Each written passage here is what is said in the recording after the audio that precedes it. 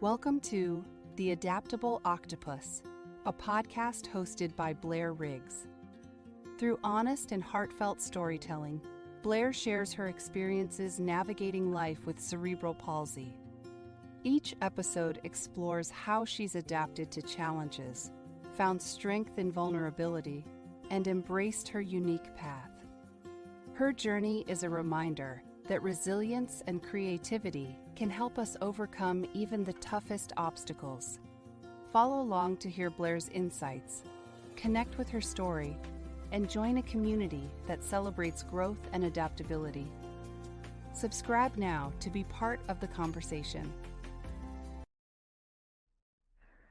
Deciding whether I wanted to start a podcast or not, people would ask me why.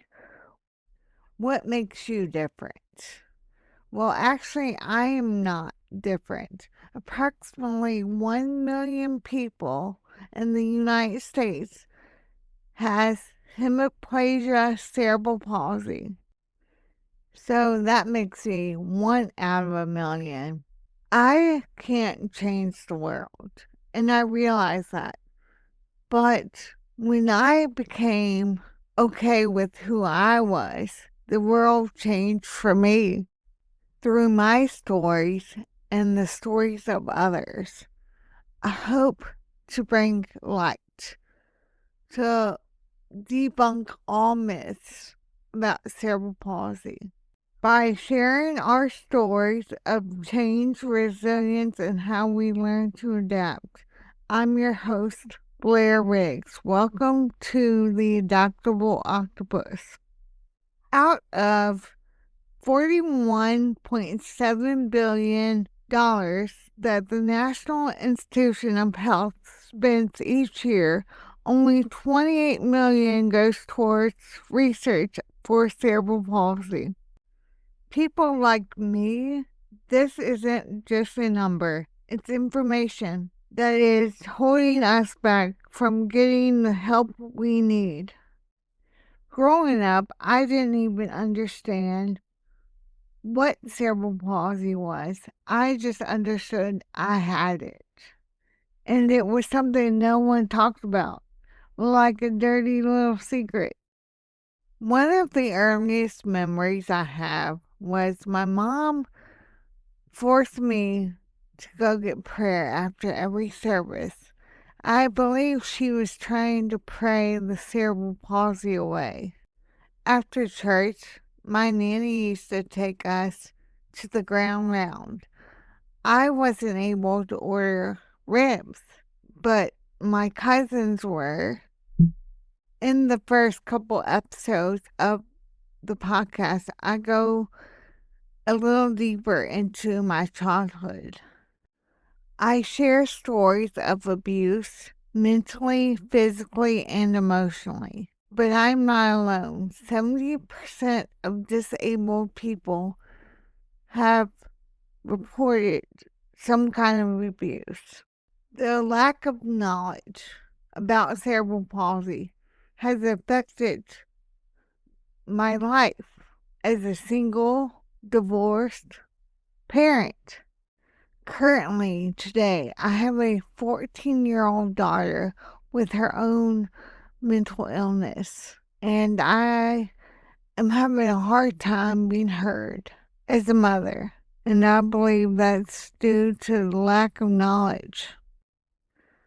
I started going to a new therapist about a year ago, and I was telling her how upset I was over my daughter. She said something like this. She said, "You can't help your daughter until you figure out who you are."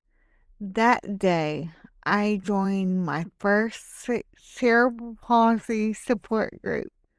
I remember the fear I had that my friends would know that I joined this group. The people I met in those groups are such a blessing. There's one in particular person. His name is Zachary Weeks, and he is doing amazing things for cerebral palsy in Canada. Cerebral palsy is my platform, but there are so many people out there struggling, and they have to know, even if they can't change the world or things going on in their lives, they can change their world and learn how to be adaptable, resilient, and truly thrive. I would love to hear your stories. Please feel free to join in on the conversations. We're all in this together. Thanks for joining the Adaptable Octopus. Join me next time as I talk about my birth story. Thanks for tuning in to the Adaptable Octopus. If you enjoyed the conversation, don't forget to subscribe so you never miss an episode. You can listen on your favorite podcast platform, whether it's Spotify, Apple Podcasts, or anywhere else you love to stream. And if you have a moment, leave a review or share the podcast with someone who might enjoy it too. Your support means the world and helps grow this amazing community. Until next time, keep adapting, keep thriving, and take care.